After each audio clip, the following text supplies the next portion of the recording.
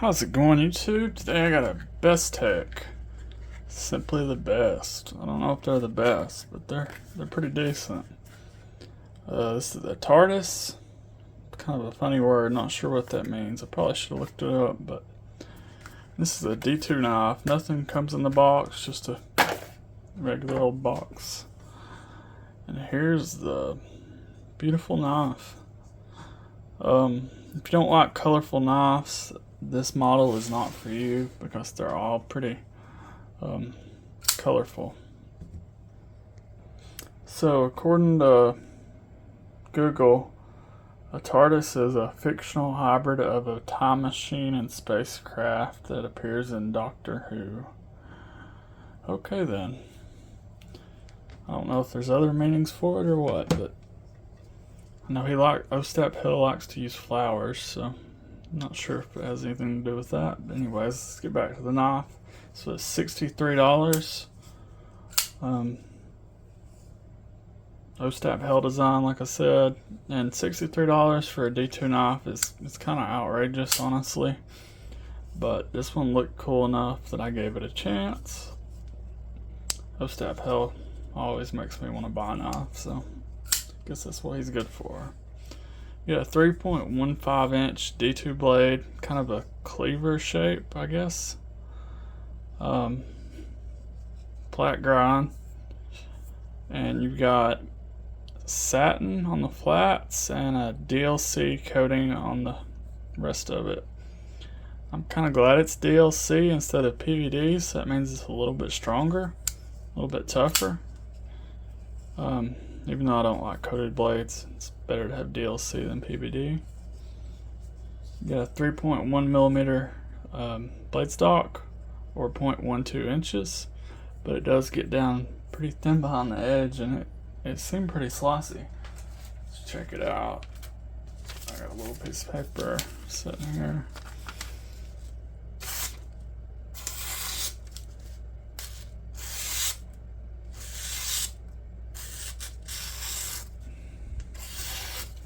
Yeah, it's pretty slicey, but the coating will affect that a little bit. You're slicing through stuff, it causes some resistance, but it'll cut. You got an overall length of 7.7 inches.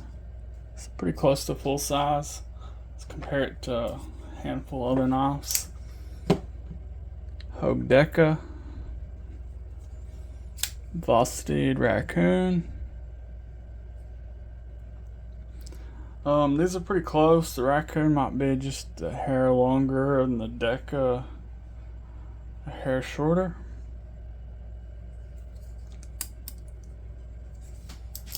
And then we got the CJRB Echo.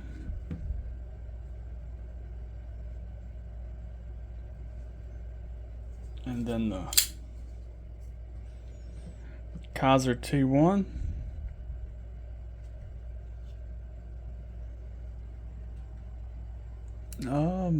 Kind of hard to tell. Looks like the T1 is almost the same length, and the Echo is just about the same length too.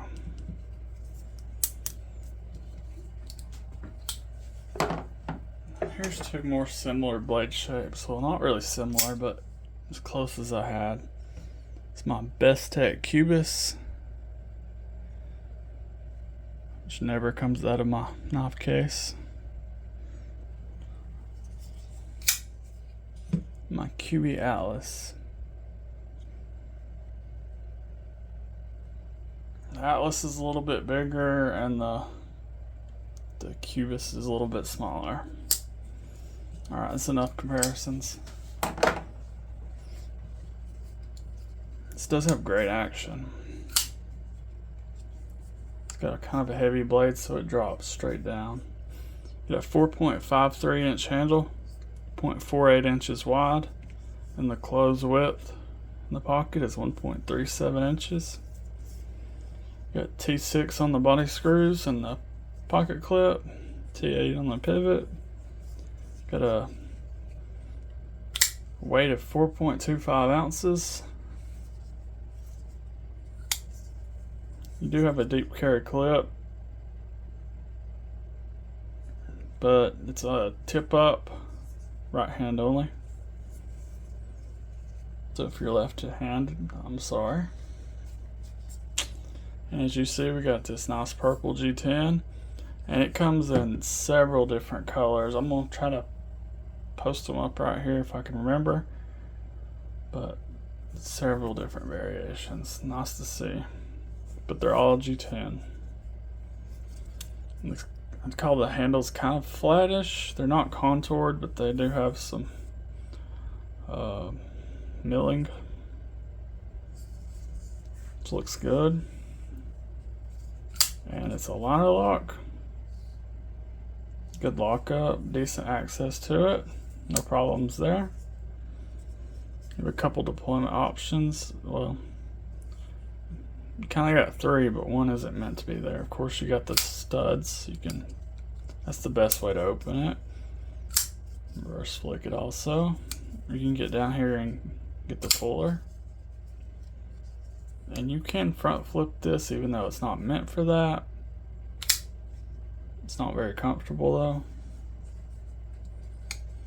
You don't have no back spacer or a lanyard hole, but I was noticing you can put a lanyard around this barrel spacer because there's a blade to handle ratio is not quite all there. Yeah, I just noticed that. They could have put a little more blade in there probably. They have a decent sharpening tool. Definitely gonna get a couple sharpenings out of it before you hit the plunge. You have a nice row of jimping up top. I love to see that. A little bit excessive, too many, but I like to see that anyway. You kind of got this harpoon looking thing right here, which I like the looks of that too. Not that it serves any purpose, but looks cool. Have a little bit of jimping right here too. Fairly comfortable in hand with this minimal pocket clip. Doesn't really give you any hot spots. Not that I'd really call this a work knife or anything. It's kind of a showy knife, budget knife, but it's showy. It's kind of weird. Usually don't see this kind of blade on a budget knife. I'm not really a fan of the two-tone, but looked alright on this one. And I love the purple thumb studs. Dislikes on this knife, like I said, just I don't like the two-tone blade. I wish they had a satin option or a stonewash option. Instead, every one of them's like this. Very pricey for D2. D2 shouldn't be over $40 in my opinion. And this is 63, so this would have been 14C28N. I'd have been alright with 63. But I bought it anyway, so I guess I'm playing into it. Billboarding. I think this logo is kind of pointless when you have a B right here for Bestech. It would have looked a little bit cleaner. And T6s, of course. That's about all I got for complaints. It's a pretty comfortable knife, great action. Came sharp.